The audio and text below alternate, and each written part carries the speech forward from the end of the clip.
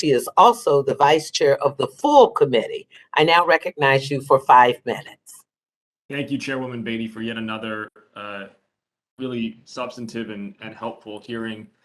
And I just want to let you know that I also fail at these captures every single time. Crosswalks, school buses, bicycles, can't do any of it. So I'm with you. Ms. Sullivan, my first question is for you. It's about hidden workers. As you stated in your testimony, the high unemployment rate amongst the autistic community is not just a barrier to financial stability for them, but a missed opportunity for employers to find a great source of talent. I strongly agree with you, and it looks like the private sector is starting to catch up to that reality.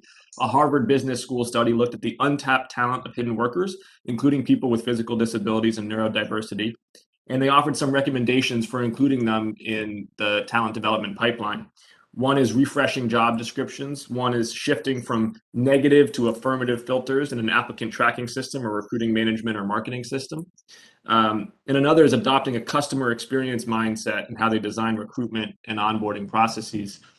How can Congress partner with the private sector at a time when it feels like there's an inflection point because of how tight the labor market is, because of this academic research that's really highlighting the missed opportunities? It seems like there's an inflection point in the private sector. How can Congress partner with them to implement the recommendations that have been made?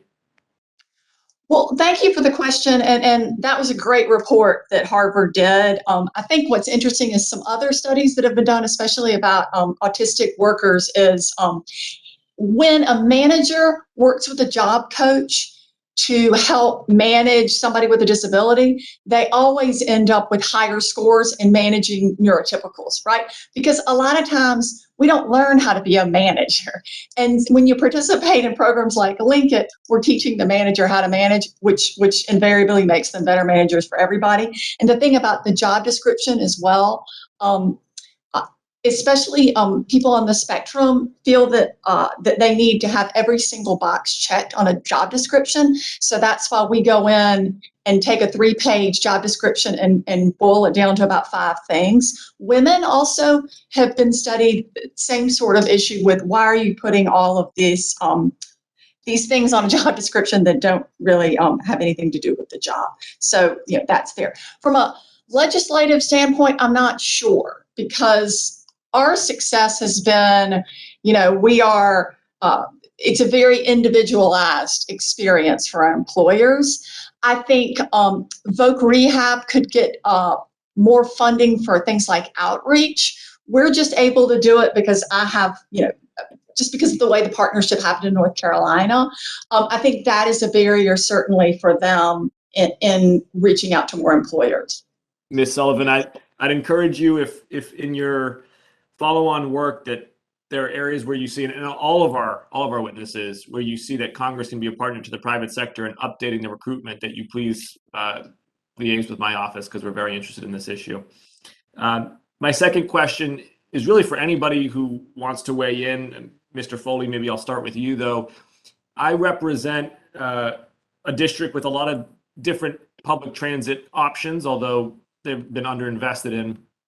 One in particular, actually in my hometown of Newton, Massachusetts, is a series of commuter rail stations, 3 of them, none of which are accessible for persons with disabilities, all of which have significant housing stock being built near them. And we are working very hard to partner federal, state, local to make the investments to upgrade them to be ADA compliant. Mr. Fuller, can you weigh in on the impact that non-ADA compliant transportation nodes have on the disability community's access to job, services, and opportunity? Absolutely, and thank you for the question. I've been quoting a study recently that highlights 79% of people who are visually impaired talk about transportation being their #1 barrier to employment. Obviously, if you can't get to a place of business, you're not going to be able to, get that job, even with some of us being able to work from home now. Transportation is accessible, affordable transportation is probably the, #1 ranked issue with regard to employment for many people with disabilities across the disability spectrum. And Mr. Foley, I apologize. I'm going to have to cut you off because I'm running out of time here. But I would just, if you want to add anything else, we will take it for the record. But I would just echo and analogize to what you said about transportation, to what Ms. Sullivan said about how managers who learn how to manage neuroatypical individuals become better managers. When we make transportation options accessible for everybody, regardless of ability, we make them better transportation options for all of the United States, period. And I would extend that even to how we design our cities. And it's a lesson that applies across. I'm sorry, the gentleman's time is up. Feel bad. Thank you so